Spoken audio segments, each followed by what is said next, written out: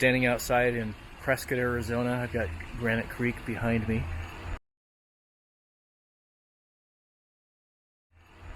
And I'm standing outside a little shop called Miss Naturals. It's smoothies and sandwiches and stuff like that. Back in the day, that was actually called Gurley Street Coffee, and I owned it for a couple of years. I didn't live here, so it was tough to run it remotely. I had some great employees that kept the place together for me, but ultimately I ended up passing it on, and the new owner kind of reimagined it, and it's doing really well up here. So if you're ever in Prescott, come down to Miss Naturals on Gurley Street. It's a great place. Unfortunately, they're closed on Wednesdays, and today is a Wednesday, and I forgot that they were closed, so that's why I'm wandering around outside. There was a time that I considered moving and retiring up here, and that may still end up happening.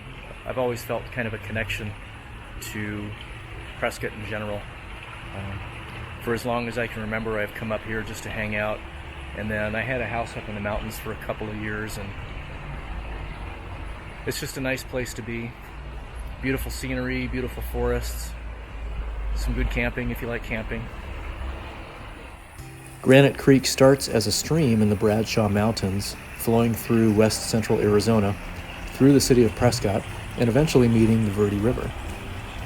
The first campers in Prescott in the 1860s were the Walker and the Weaver families, and you see evidence of their family history all through the area. The first store and school were along the banks of Granite Creek, as well as many saloons. The rumor was that saloon patrons were falling into Granite Creek, so most of them moved to nearby Whiskey Row, where they would presumably be safe away from the water. There's the van, parked in 2-hour parking off the street. Super easy. I think if we go this way, there's another coffee shop.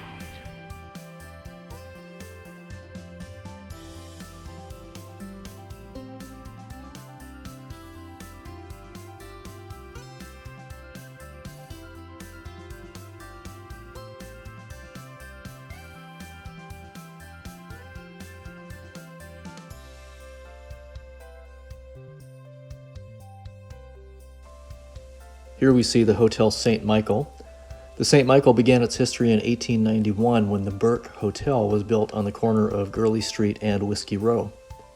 It was advertised as fireproof, but in July 1900, the Burke, along with over 4 blocks of the downtown area, burned.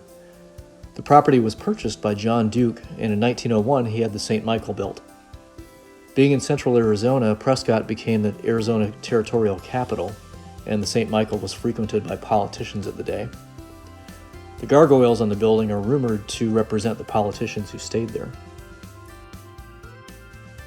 Whiskey Row again burned in 2012, but thankfully the St. Michael was unharmed. It's said that the St. Michael is haunted, and you can even find videos about some of the strange happenings on YouTube.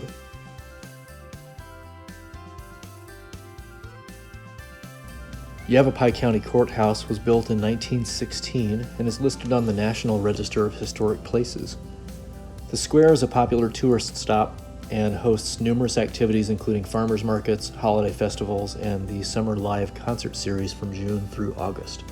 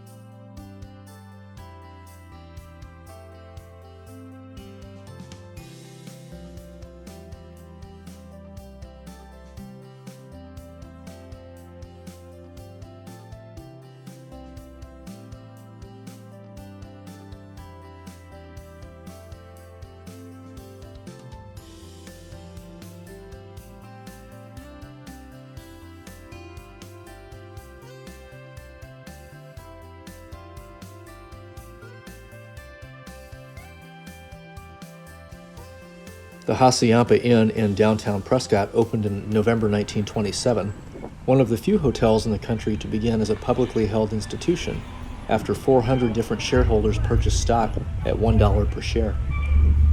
The inn is named for the Hassayampa River to the north of town, Hassayampa being an Apache word for the river that loses itself.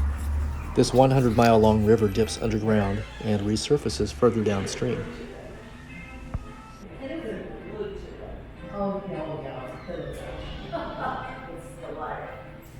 The Hassayampa is an experience in time travel as you are surrounded by period-correct furnishings, decor, and background music.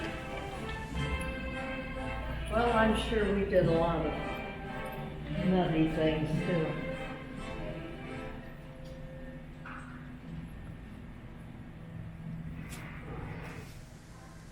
The hotel underwent a full renovation in 1985 and is also listed on the National Register of Historic Places. It is also a member of the Historic Hotels of America, selected for its historic character, architectural quality, and outstanding preservation efforts.